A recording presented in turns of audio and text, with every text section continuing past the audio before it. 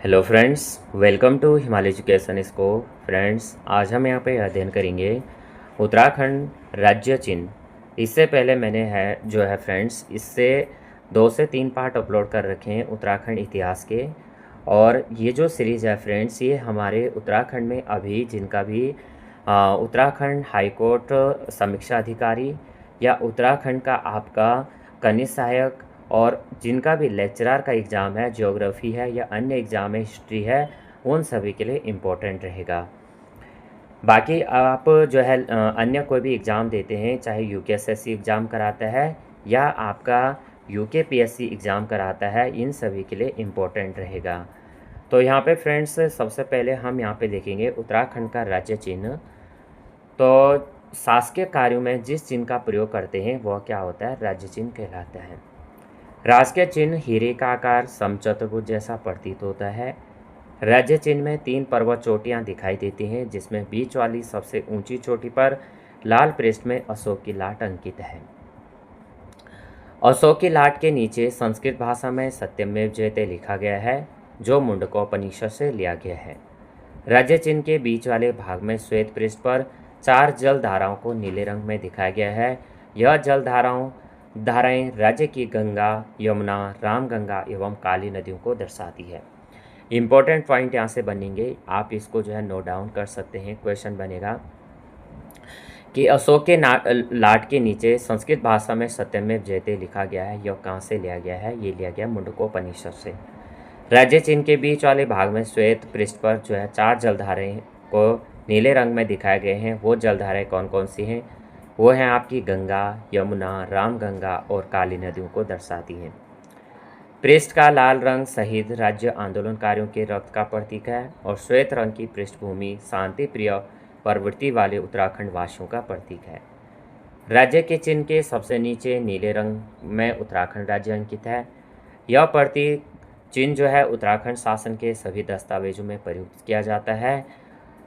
उत्तराखंड के प्रतीक चिन्ह पुस्तक के लेखक हैं जगमोहन रौतेला। कौन है? उत्तराखंड की प्रतीक चिन्ह पुस्तक के लेखक कौन है? जगमोहन रौतेला। क्वेश्चन किसी भी तरह से बन सकता है। अब आ जाते हैं हम सबसे पहले उत्तराखंड राज्य गीत। उत्तराखंड राज्य गीत उत्तराखंड का राज्य गीत है। उत्तराखंड देवभूमि मातृभूमि सत सत वंदन अभिनंदन। क्या है? उत्तराखंड देवभूमि मातृभूमि सत सत वंदन अभिनंदन। उत्तराखंड का राज्य गीत 6 फरवरी उत्तराखंड का राज्य गीत 6 फरवरी 2016 को हेमंत बिष्ट द्वारा लिखित है। किसके द्वारा? हेमंत बिष्ट द्वारा 6 फरवरी 2016 को उत्तराखंड का राज्य गीत लिखित है। राज्य गीत चयन समिति के अध्यक्ष कौन है? लक्ष्मण सिंह बटोही। कौन है? लक्ष्मण सिंह बटोही राज्य गीत चयन समिति के अध्यक्ष थे। राज्य गीत में आवाज़, यानी जो आवाज़ है जिसको गाया है, किसने गाया है? नरेंद्र सिंह नेगी और अनुराधा निराला जी ने गाया है। इम्पोर्टेंट पॉइंट है, लिखा किसने? लिखित है 6 फरवरी 2016 को हेमंत बिष्ट द्वारा लिखा गया है। राज्य समिति के अध्यक्ष कौन थे? राज्य गीत चयन समिति के अध्यक्ष कौन थे? किन्होंने कहा कि जो राज्य गीत होगा ये होगा हमारा उत्तराखंड देवभूमि मातृभूमि सत सत वंदन अभिनंदन। तो ये किसने कहा था? ये कहा था लक्ष्मण सिंह बटोही। ये जो है समिति के अध्यक्ष थे। राज्य गीत में आवाज़ किनकी है? नरेंद्र सिंह नेगी की और अनुराधा निराला जी की आवाज़ है। उत्तराखंड राज्य पशु है कस्तूरी मृग। कस्तूरी मृग, तो कस्तूरी मृग को हिमालयन का मस्क डियर कहा जाता है। कस्तूरी मृग को क्या कहा जा रहा है? हिमालयन का मस्क डियर। कस्तूरी मृग का वैज्ञानिक नाम मास्कस काइसोगास्टर है। क्या है? कस्तूरी मृग का वैज्ञानिक नाम क्या है? मास्कस काइसोगास्टर। कस्तूरी मृग राज्य के जंगलों में 3600 मीटर से 4400 मीटर की ऊंचाई पर पाए जाते हैं। कहाँ पाए जाते हैं? कस्तूरी मृग राज्य के जंगलों में 3600 मीटर से 4400 मीटर की ऊंचाई पर पाए जाते हैं। राज्य में कस्तूरी मृग की 4 प्रजातियां पाई जाती हैं। कितनी प्रजातियां? 4 प्रजातियां। कस्तूरी मृग अंगुलोटा कुल व मोसिडे परिवार का सदस्य है। कस्तूरी मृग किस परिवार से आता है? यह आता है अंगुलोटा कुल व मोसिडे परिवार से। कस्तूरी मृग बहुतायत में केदारनाथ, फूलों की घाटी, पिथौरागढ़ एवं उत्तरकाशी में पाए जाते हैं। कस्तूरी मृग सबसे ज़्यादा कहाँ पाए जाते हैं? केदारनाथ में, फूलों की घाटी में, पिथौरागढ़ में और उत्तरकाशी में। कस्तूरी मृग राज्य के अलावा हिमाचल प्रदेश, कस्तूरी मृग उत्तराखंड राज्य के अलावा हिमाचल प्रदेश, सिक्किम, कश्मीर में भी पाए जाते हैं। इम्पोर्टेंट पॉइंट है, नोट डाउन आप कर सकते हैं।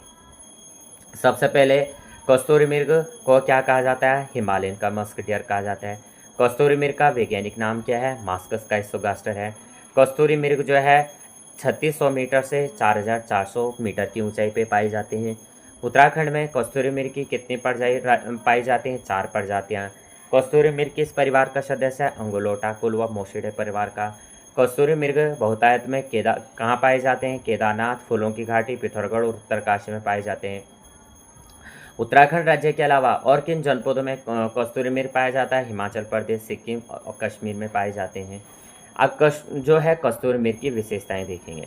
कस्तूरी मृग की जो विशेषताएं हैं ये हैं फ्रेंड्स, रंग इनका भूरा और उसमें काले पीले रंग के धब्बे पाए जाते हैं। कस्तूरी मृग के पैर 4 खुर एवं इसके 2 बाहर निकले नुकीले दांत होते हैं। मृग की ऊंचाई लगभग कितनी है? 20 इंच होती है। कस्तूरी मृग के सींग नहीं होते हैं। क्या नहीं होते हैं? सींग नहीं होते हैं, लेकिन आत्मरक्षा के लिए इनके 2 नुकीले दांत होते हैं। कस्तूरी मृग के पीछे के पाँव आगे के पाँव की अपेक्षा लंबे होते हैं। कस्तूरी मृग के पीछे के पाँव आगे के पाँव की अपेक्षा क्या होते हैं? लंबे होते हैं। ये आप देख सकते हैं। कस्तूरी मृग की विशेषता, क्या विशेषता है? यह अपना जो है आवास निवास स्थान नहीं छोड़ता है। कस्तूरी मृग की विशेषता क्या है? ये कभी भी अपना आवास स्थान नहीं छोड़ता है। इम्पोर्टेंट पॉइंट है, इसको आप ले सकते हैं। कस्तूरी मृग को जुगाली करने वाला मृग कहा जाता है। किस पशु को जुगाली करने वाला मृग कहा जाता है? कस्तूरी मृग को। कस्तूरी मृग की जो सूंघने की शक्ति है वो क्या है? तीक्ष्ण है। तीक्ष्ण का मतलब एकदम तीव्र है। कस्तूरी मृग की औसत आयु लगभग 20 वर्ष होती है। मादा कस्तूरी मृग की गर्भधारण अवधि कितनी है? 6 माह। कस्तूरी मृग का मुख्य भोजन क्या है? केदारपाती। क्या है? केदारपाती। कस्तूरी नर मृग के गुद्दा में स्थित ग्रंथि से प्राप्त की जाती है। क्या की जाती है? कस्तूरी जो है कस्तूरी नर मृग के गुद्दा में स्थित ग्रंथि से प्राप्त की जाती है, अर्थात कस्तूरी केवल नर मृग में पाई जाती है। एक मृग से कस्तूरी जो है 3-3 वर्ष के अंतराल में 30 से 45 ग्राम तक प्राप्त किया जा सकता है। क्या है? एक मृग से कस्तूरी 3-3 साल के अंतराल में 30 से 45 ग्राम क्या किया जाता है? प्राप्त किया जाता है। कस्तूरी 3 प्रकार की होते हैं। नेपाल की कस्तूरी कपिल, कश्मीर की कस्तूरी पिंगल, सिक्किम की कस्तूरी कृष्ण। अलग अलग है। औषधि उद्योग में कस्तूरी का प्रयोग दमा, मिर्गी, हृदय संबंधी रोगों की दवाई बनाने में प्रयुक्त होता है। यह एक प्रकार प्राकृतिक रसायन है। कैसा है? प्राकृतिक रसायन है। इनका प्रयोग कहाँ पे किया जाता है? दमा में, मिर्गी में, हृदय संबंधी रोगों की दवाई बनाने में। रासायनिक रूप से कस्तूरी जो है मिथाइल ट्राइक्लोरोपेंटाडेकेनाल है। क्या है? रासायनिक रूप से क्या है? कस्तूरी क्या है? मिथाइल ट्राइक्लोरोपेंटाडेकेनाल है। कस्तूरी मृग संरक्षण देखेंगे। कस्तूरी मृग संरक्षण के लिए 1972 में केदारनाथ वन्यजीव विहार के अंतर्गत कस्तूरी मृग विहार की स्थापना की गई। मेहरुड़ी कस्तूरी मृग अनुसंधान की स्थापना 1977 में की गई, जो बागेश्वर जिले में स्थित है। सर्वाधिक मात्रा में कस्तूरी मृग अस्कोट वन्यजीव अभ्यारण्य पिथौरागढ़ में पाए जाते हैं और इसकी स्थापना 1986 में की गई थी। इंपॉर्टेंट पॉइंट है, नोट डाउन कर सकते हैं। चमोली जिले के कांचुला खर्क में 1982 को कस्तूरी मृग प्रजनन एवं संरक्षण केंद्र की स्थापना की गई थी। कब की गई थी? 1982 में। कहाँ पे? चमोली जिले के कांचुला खर्क में। राज्य में वन्यजीव गणना 2005 के अनुसार जो है 279 कस्तूरी मृग हैं उत्तराखंड में। इसको एक बार और देख लेते हैं इम्पोर्टेंट पॉइंट के तौर पे। तो सबसे पहले देखेंगे, यहाँ तक हमने देख लिया था, विशेषताओं से देखेंगे। कस्तूरी मृग का रंग कैसा होता है? काला पीला रंग होता है, धब्बे वाले पाए जाते हैं।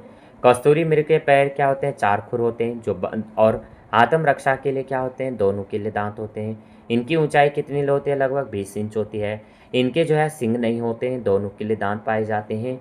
कस्तूरी मिर्ग के जो पीछे के पाँव होते हैं आगे के पाँव की अपेक्षा क्या होते हैं, लंबे होते हैं। कस्तूरी मिर्ग की विशेषता क्या है, ये अपना निवास स्थान कभी नहीं छोड़ते हैं और इनको जुगाली करने वाला मिर्ग कहा जाता है। कस्तूरी मिर्ग की सूंघने की क्षमता कैसी है, एकदम तीव्र है यानी तेज है। कस्तूरी मिर्ग की औसत आयु लगभग कितनी है, 20 वर्ष है। मादा कस्तूरी मिर्ग की गर्भधारण अवधि कितनी है, 6 माह है। और कस्तूरी मिर्ग का मुख्य भोजन क्या है, केदारपाती है।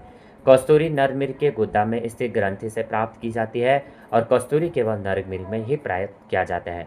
एक मिर्ग से कस्तूरी जो है 3-3 वर्ष के अंतराल में निकाला जाता है और कितना निकाला जाता है, 30 से 45 ग्राम तक प्राप्त किया जा सकता है। कस्तूरी जो है 3 प्रकार के होते हैं, नेपाल की कस्तूरी कपिल, कश्मीर की कस्तूरी पिंगल और सिक्किम की कस्तूरी कृष्ण होती है। औषधि उद्योग में कस्तूरी का प्रयोग दमा, मिर्गी, हृदय संबंधी रोगों की दवाई में प्रयोग की जाती है और ये क्या है, एक प्राकृतिक रसायन है। रासायनिक रूप से कस्तूरी जो है मिथाइल ट्राइक्लोरोपेंटाडेकेनॉल है। कस्तूरी मृग संरक्षण केंद्र जो है, कस्तूरी मृग संरक्षण के लिए 1972 में क्या किया गया था, केदारनाथ वन्यजीव विहार के अंतर्गत कस्तूरी मृग विहार की स्थापना की गई थी 1972 में। 1977 में जो है मेहरुड़ी कस्तूरी मृग अनुसंधान की स्थापना की गई बागेश्वर जनपद में। सर्वाधिक कस्तूरी मृग जो है उत्तराखंड के अस्कोट वन्यजीव अभयारण्य पिथौरागढ़ में पाए जाते हैं और इनकी स्थापना 1986 में की गई थी। 1982 में चमोली जनपद के अंतर्गत कांचुला खर्क में जो है कस्तूरी मृग प्रजनन संरक्षण केंद्र की स्थापना की गई और राज्य में वन्यजीव गणना 2005 के अनुसार अभी तक कितने हैं, 279 कस्तूरी मृग उत्तराखंड में पाए गए हैं। आगे है उत्तराखंड राज्य पुष्प ब्रह्मकमल। ब्रह्मकमल के बारे में देखेंगे।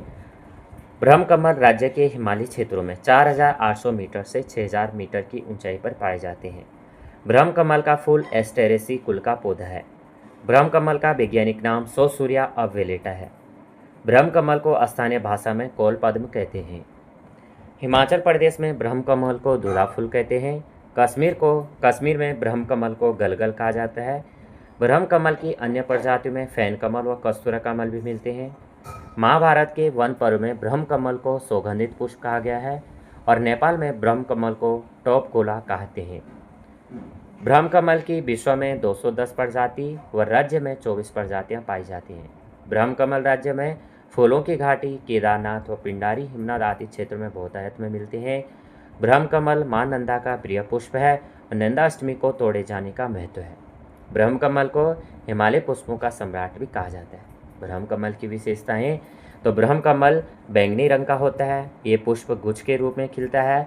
ब्रह्मकमल पौधे की ऊंचाई 70 से 80 सेंटीमीटर होती है। ब्रह्मकमल फूल के खिलने का जो समय है जुलाई से सितंबर होता है। ब्रह्मकमल के पौधे पर एक वर्ष में केवल एक ही पुष्प आता है। ब्रह्मकमल का जो पुष्प है वो अर्धरात्रि को खिलता है। ब्रह्मकमल पौधे की जड़ों को पीसकर हड्डी उपचार के प्रयोग किया जाता है। फिर से देखेंगे, ब्रह्मकमल जो है उत्तराखंड राज्य के 4800 मीटर से 6000 मीटर की ऊंचाई पे पाए जाते हैं। ब्रह्मकमल जो है एस्टेरेसी कुल का पौधा है। किस कुल का पौधा है? एस्टेरेसी कुल का पौधा है।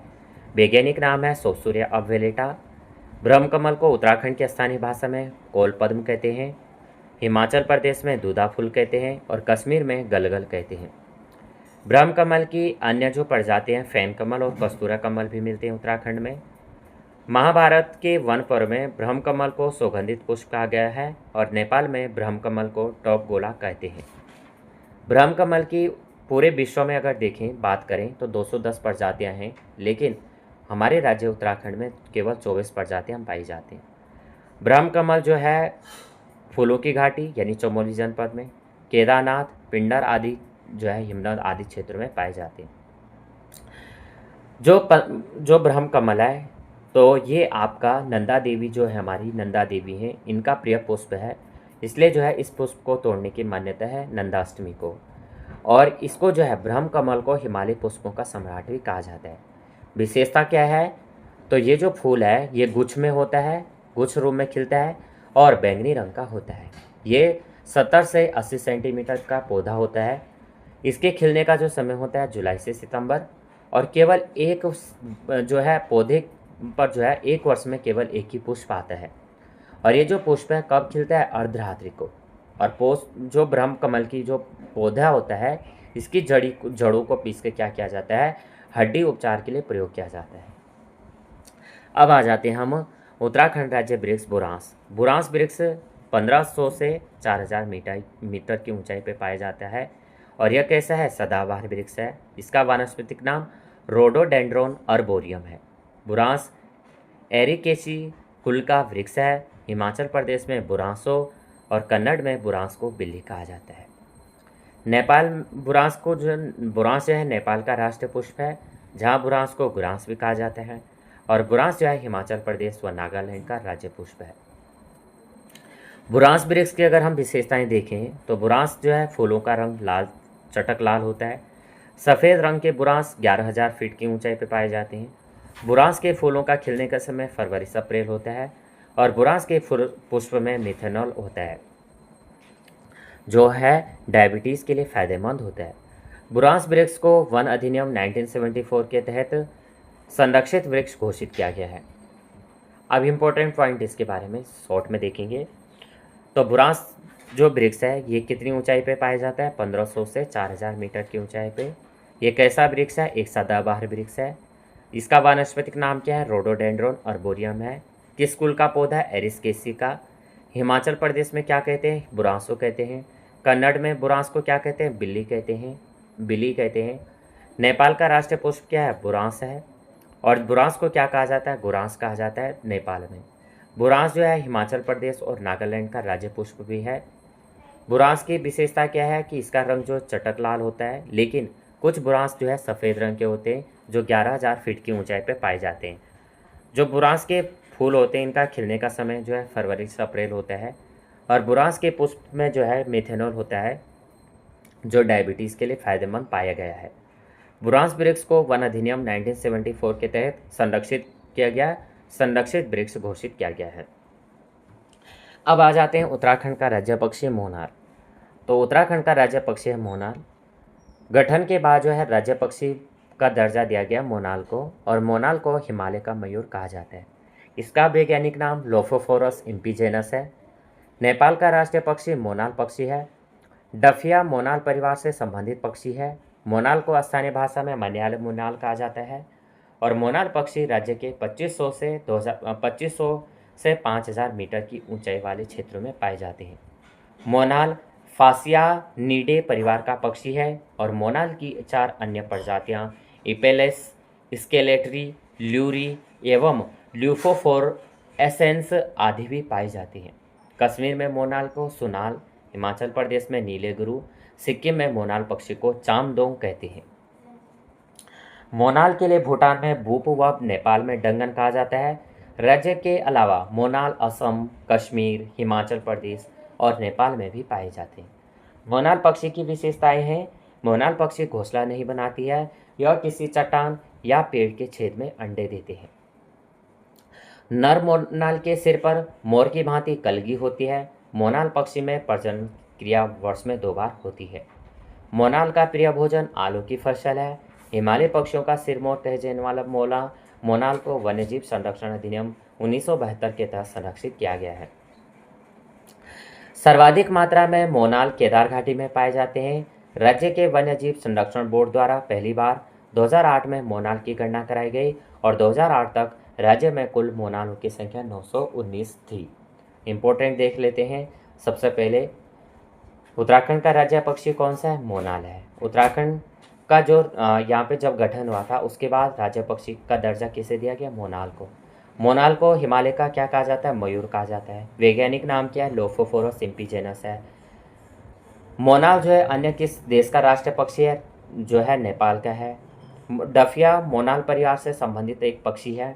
मोनाल को जो है स्थानीय भाषा में मलयालम मोनाल कहा जाता है और मोनाल पक्षी राज्य के 2500 से 5000 मीटर की ऊंचाई वाले क्षेत्रों में ये पाए जाते हैं। मोनाल जो है फासियानिडे परिवार से संबंधित है और इसकी जो है 4 अन्य प्रजाति हैं, वो हैं इपेलेस, स्केलेटरी, ल्यूरी और ल्यूफोफोरएसेंस। कश्मीर में मोनाल को सुनाल, हिमाचल प्रदेश में नीले गुरु, सिक्किम में मोनाल को चामदोंग कहते हैं। मोनाल के लिए भूटान में भूप व नेपाल में डंगन कहा जाता है। तो क्या कहा जाता है? भूटान में क्या कहा जा रहा है? भूप कहा जा रहा है। नेपाल में क्या कहा जाता है? डंगन। राज्य के अलावा मोनाल असम, कश्मीर, हिमाचल प्रदेश और नेपाल में भी पाए जाते हैं। मोनाल पक्षी की विशेषता है कि ये कभी भी घोंसला नहीं बनाता है, किसी भी चट्टान या पेड़ के छेद में अंडे देता है।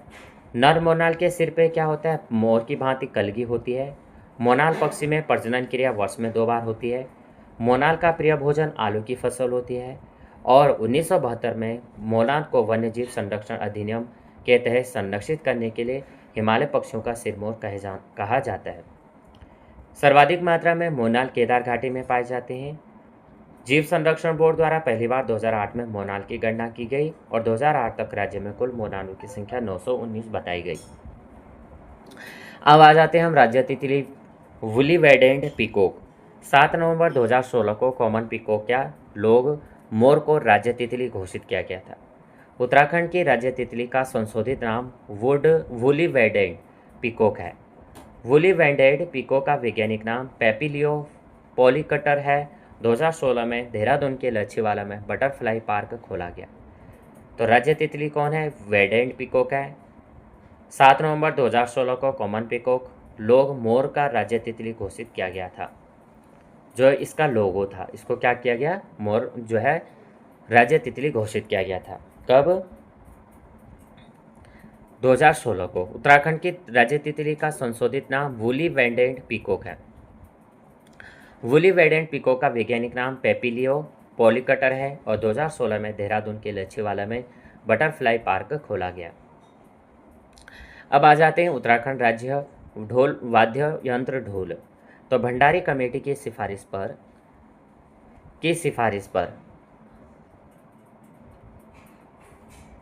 एक मिनट, उत्तराखंड राज्य वाद्य यंत्र ढोल है। तो भंडारी कमेटी की सिफारिश पर तत्कालीन मुख्यमंत्री हरीश रावत ने 2015 में ढोल को राज्य वाद्य यंत्र घोषित किया। ढोल क्या है, एक प्राचीन वाद्य यंत्र है जिसको तांबे, पीतल व चांदी धातु व बकरी की खाल लगाकर बनाया जाता है। इसे मंगल वाद्य के नाम से भी जाना जाता है। अभी आपने देखा होगा वीडियो का जब पेपर हुआ था जिसमें इस तरह के क्वेश्चन पूछा गया था कि जो वाद्य यंत्र हैं किस धातु से बनाए जाते हैं। ढोल से नौबत या निमती, रहमानी, बढ़े आदि तालें बजाई जाती हैं। नौबत प्रातः काल में ओजी जाति के लोग 22 पर ताल बजाते हैं। नौबत अत्यंत प्राचीनतम ताल है जिसे रात्रि के अंतिम पहर में मंगल उत्सव में बजाया जाता है। पर्वतीय क्षेत्र में जब बारात पहाड़ी मार्गों से जाती है तब रहमानी ताल बजाई जाती है। पर्वतीय क्षेत्र में जब पहाड़ी मार्गों से जाती है तो रहमानी ताल बजाई जाती है। प्रत्येक शुभ कार्य को प्रारंभ करते समय बढ़े ताल की प्रस्तुति दी जाती है। राज्य में ढोल सागर के ज्ञाता उत्तम दास जी हैं। ढोल दमाऊ वाद्य यंत्र साथ साथ बजाए जाते हैं। ढोल सागर पुस्तक में ढोल से संबंधित संगीत विद्या का वर्णन है जिसकी मूल शब्दावली संस्कृत भाषा में है। ढोल सागर में ढोल वादन की 4 प्रमुख शैली हैं, अमृत, सिंधु, राजी और महियानी। किसी देवता के रुद्र को अभिव्यक्त करने के लिए धुएल यानी धुयाल ताल बजाई जाती है, जैसे नरसिंह भगवान की उपासना एवं काली माँ के रुद्र रूप की अभिव्यक्ति। आईने अकबरी में ढोल वाद्य यंत्र का उल्लेख मिलता है और राज्य ढोल संग्रहालय चमोली में स्थित है। इससे संबंधित देख लेंगे। तो उत्तराखंड राज्य का वाद्य यंत्र कौन सा है, ढोल है। 2015 में ढोल को राज्य यंत्र घोषित किया था भंडारी कमेटी की सिफारिश पर मुख्यमंत्री हरीश रावत ने। ढोल क्या है, एक प्राचीन वाद्य यंत्र है जिसको तांबे, पीतल और चांदी और बकरी की खाल लगाकर बनाया जाता है और इसे जो है मंगल वाद्य के नाम से जाना जाता है। इसमें जो है ताले बजाई जाती हैं, कौन कौन से, नौबत, निमती और रहमानी और बढ़े ताले। इसमें 22 पर ताल होते हैं। नौबत प्रातःकाल ओजी जाति के लोग 22 पर ताल बजाते हैं। नौबत जो है अत्यंत प्राचीनतम ताल है जिसे रात्रि के अंतिम पहर में मंगल उत्सव में बजाया जाता है। रहमानी ताल जो है जब बारात पहाड़ी मार्गों से होकर गुजरती है तब रहमानी ताल बजाई जाती है। प्रत्येक शुभ कार्य को प्रारंभ करने से पहले बढ़े ताल बजाई जाती है। आपने देखा होगा कभी शादी ब्याह में जब कोई भी कार्य शुरू होता है तो एकदम किस तरह से काफ़ी जोश उसमें एक ताल बजाई जाती है जिसको बढ़े ताल कहा जाता है। और जब आपने देखा होगा कि जब शादी जैसे गांव में शादी होती है, गांव में या कहीं भी, तो शादी होने के बाद जैसे शादी होती है और शादी जब विदाई होती है, विदाई के समय 22 ताले बजाए जाते हैं और जब 22 ताले कंप्लीट हो जाते हैं तब उसके बाद क्या होती है, दुल्हन की विदाई हो जाती है। राज्य में ढोल सागर के ज्ञाता कौन है, उत्तम दास हैं। ढोल जो है, ढोल दमाऊ वाद्य यंत्र के साथ साथ बजाए जाते हैं। और ढोल सागर पुस्तक के ढोल से संबंधित संगीत विद्या का वर्णन है, जिसकी मूल शब्दावली संस्कृत भाषा में। ढोल सागर में ढोल वादन की 4 प्रमुख शैली हैं। कौन कौन सी? अमृत, सिंधु, राजी और महायानी। जब कोई भी देवता का रौद्र रूप अभिव्यक्त करने के लिए क्या किया जाता है, आपने देखा होगा कि जब पूजा पाठ गांव में होता है तो सबसे पहले क्या जलाया जाता है, एक धुएं लगाई जाती है, जिसको कहा जाता है धुआं लगाना। और नरसिंह भगवान की ये उपासना एवं काली माँ के रौद्र रूप में की अभिव्यक्ति की जाती है। आईने अकबरी में ढोल वाद्य यंत्र का उल्लेख मिलता है। कहाँ पे? आईने अकबरी। राज्य ढोल संग्रहालय कहाँ पे स्थित है? चमोली जनपद में। उत्तराखंड के अन्य प्रतीक देखेंगे तो उत्तराखंड का राज्य खेल फुटबॉल है। इसे अगस्त 2011 में खेल घोषित किया गया था। इम्पोर्टेंट पॉइंट है, उत्तराखंड का राज्य खेल कौन सा है? फुटबॉल है।